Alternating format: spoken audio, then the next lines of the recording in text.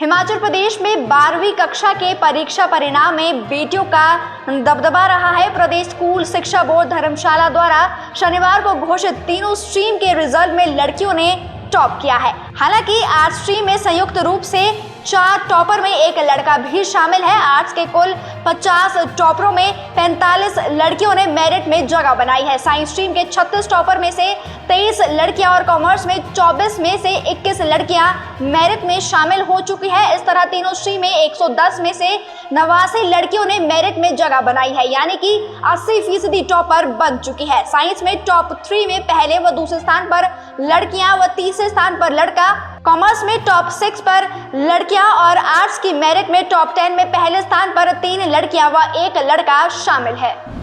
BJP प्रदेशाध्यक्ष राजीव बिंदल ने बताया कि 30 मई को केंद्र सरकार के 9 साल पूरे होने जा रहे हैं। 9 वर्षों में देश में पूर्व से चले आ रहे विषयों का समाधान हुआ है, जिनमें धारा 370, राम मंदिर, ट्रिपल तलाक जैसे मुद्दों का हल हुआ है। हिमाचल को AIIMS, bulk drug, pharma, medical device park जैसे संस्थान मिले हैं। उन्होंने कहा कि ये अभियान 3 चरणों में चलने वाला है। पहले चरण में मोदी 29 और 30 मई को भारत में 2 विशाल जनसभा को संबोधित कर इस कार्यक्रम का आगाज करेंगे, जिसको भारतीय जनता पार्टी के कार्यकर्ता और जनता वर्चुअल माध्यम से पूरे देश भर में देखने वाले हैं। दूसरे चरण में 1 जून से 22 जून तक भाजपा पूरे देश भर में 1 लाख वरिष्ठ परिवारों से संपर्क करने वाली है, जिसमें हिमाचल प्रदेश के प्रत्येक संसदीय क्षेत्र में 250 और विधानसभा में 65 परिवारों से नेतृत्व संपर्क करेगा। चारों विधानसभा क्षेत्रों में संपर्क से समर्थन अभियान के तहत 4 रैलियां निकाली जाएगी। उसके उपरांत प्रबुद्ध सम्मेलन का आयोजन भी होने वाला है, जिसमें भाजपा नरेंद्र मोदी के 9 वर्षों की बड़ी उपलब्धियों को जनता के बीच में उतारने वाली है। तीसरे चरण में विकास तीरथ का एक कार्यक्रम प्रत्येक लोकसभा में करने वाले हैं। बड़े बड़े विकास कार्यों के स्थान पर जनता को ले जाया जाएगा। भाजपा वरिष्ठ कार्यकर्ताओं के साथ भोजन व परिचय बैठक भी आयोजित की जाएगी। हिमाचल प्रदेश कांग्रेस अध्यक्ष प्रतिभा सिंह और लोक निर्माण मंत्री विक्रमादित्य सिंह ने शुक्रवार सुबह उप मुख्यमंत्री मुकेश अग्निहोत्री के घर चाय पर सियासी गुफ्तगू की है। प्रतिभा को प्रदेश अध्यक्ष पद से हटाने की अटकलों के बीच हुई इस मुलाकात ने कांग्रेस की अंदरूनी राजनीति गरमा दी है। शुक्रवार को दिन भर सचिवालय से लेकर मॉल रोड तक बैठक की चर्चा रही। पार्टी सूत्रों ने बताया कि तीनों नेताओं के बीच सुक्खू मंत्रिमंडल सहित निगमों, बोर्डों में नियुक्तियों को लेकर भी चर्चा हुई है। गौरतलब है कि मुख्यमंत्री सुखविंदर सिंह सुक्खू और हॉली लॉज के बीच की पूर्व में रही दूरी सर्वविदित है। पूर्व मुख्यमंत्री वीरभद्र सिंह के निधन के बाद हॉली लॉज समर्थक खुद को हाशिए पर महसूस कर रहे हैं। प्रदेश में कांग्रेस सरकार बनने के 5 महीने बाद वे समर्थक मान सम्मान की बात जोड़ रहे हैं। नई सरकार के शपथ ग्रहण में कर्नाटक पहुंचे हिमाचल प्रदेश के मुख्यमंत्री सुखविंदर सिंह सुक्खू से बेंगलुरु में national pension scheme employees association ने मुलाकात की और हिमाचल में ओल्ड पेंशन लागू करने के लिए उनका धन्यवाद भी किया है।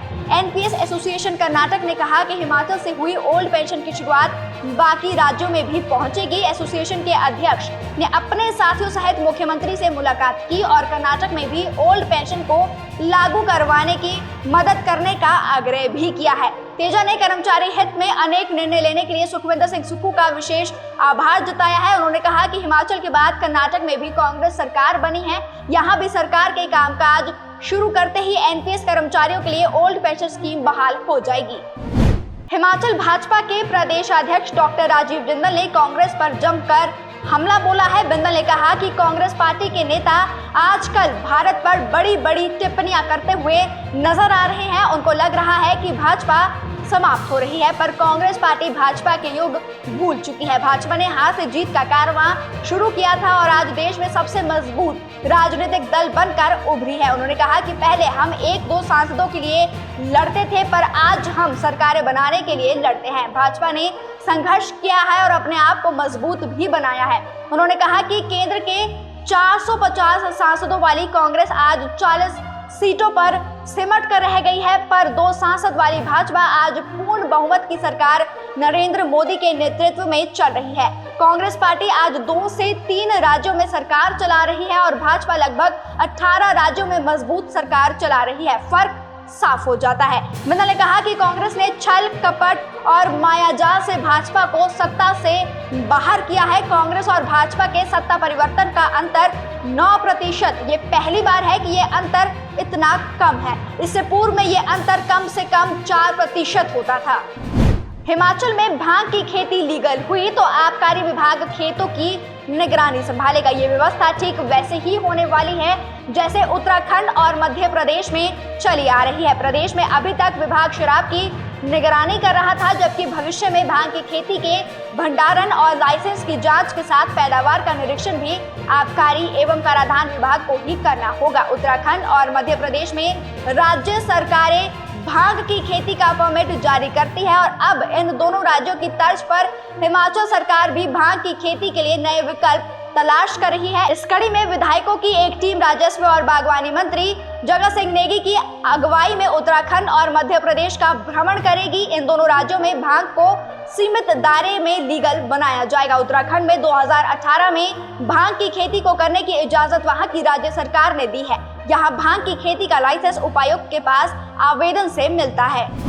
बीआरओ पुलिस ने ज्वाइंट ऑपरेशन में 110 लोगों की जान बचाई है। एशिया के सबसे ऊंचे दर्रा बारालाचा में 34 वाहन व 110 लोग फंस चुके थे। दिल्ली लेह मार्ग पर यह ऑपरेशन करीब 15 घंटों तक चला है। बीआरओ 70 आरसीसी के मेजर रविशंकर ने पुलिस अधीक्षक मयंक चौधरी को गुरुवार रात 1:30 बजे सूचना दी कि बारालाचा में कुछ गाड़ियां व पर्यटक जो कि लेह से मनाली की तरफ आ रहे थे फंस चुके हैं। मेजर रविशंकर अपनी फोर्स के साथ बारालाचा के लिए निकल पड़े हैं और इस सूचना पर पुलिस अधीक्षक ने इंचार्ज पुलिस चौकीदार को भी दी। इस दौरान पहले करीब 60 व्यक्तियों को बारालाचा से जिंगजिंग बार तक सुरक्षित पहुंचाया गया। फंसे हुए लोगों में 48 महिलाएं व 7 बच्चे शामिल हैं। एसपी लाहौल स्पीति मयंक चौधरी ने कहा कि बारालाचा दर्रा में फंसे 34 वाहन व 110 लोगों को सुरक्षित 15 घंटों के भीतर रेस्क्यू कर सुरक्षित घर भेजा जा रहा है।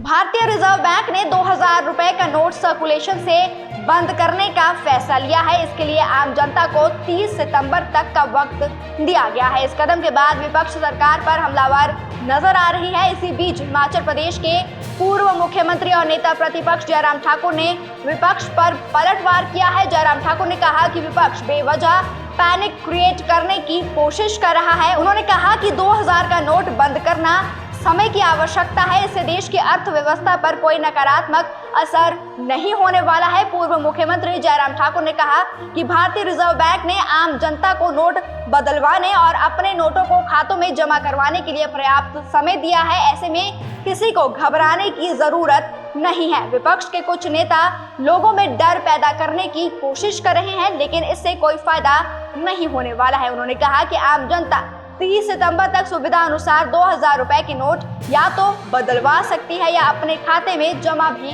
करवा सकती है। हिमाचल की सैन्य छावनियों की पंजाब की छावनियों से जोड़ने के लिए हिमाचल में मेगा हाईवे बनाए जाएंगे। इसके लिए कसरत शुरू भी हो चुकी है। ऊना जिले में निजी एजेंसी ने सर्वे शुरू भी कर दिया है। NHAI की ओर से 70 किलोमीटर सामरिक दृष्टि से महत्वपूर्ण मार्गों को मेगा हाईवे में बदला जाएगा। इसकी चौड़ाई 90 फीट तक होने वाली है। बेहतर और खुले मार्ग से सैन्य सामग्री को ले जाना आसान होगा। पेपर लीक का मामला सामने आने के कारण हिमाचल सरकार ने बेशक हमीरपुर कर्मचारी चयन आयोग को भंग कर दिया है, लेकिन इस पूरे एक्शन में 2056 नौकरियां फंस चुकी है। दरअसल हमीरपुर कर्मचारी चयन आयोग में 42 पोस्ट कोड के तहत 2056 पदों पर भर्तियां चल रही थी। ये वो पोस्ट कोड है जिनमें या तो रिजल्ट अभी घोषित होना था या डॉक्यूमेंटेशन लंबित थी। अब इन पदों का क्या होगा, ये पिछले 4 महीने से स्पष्ट नहीं हो पाया है। रुके हुए रिजल्ट घोषित करने को लेकर राज्य सरकार की ओर से दी गई 7 दिन की डेडलाइन भी गुरुवार को खत्म हो चुकी है। अब तक रिजल्ट घोषित करना तो दूर, लोक सेवा आयोग ने हमीरपुर कर्मचारी चयन आयोग का रिकॉर्ड तक नहीं लिया है। लोक सेवा आयोग में हुई बैठक में राज्य सरकार के पत्र के बजाय विजिलेंस ब्यूरो से ही NOC लेने को कहा गया है।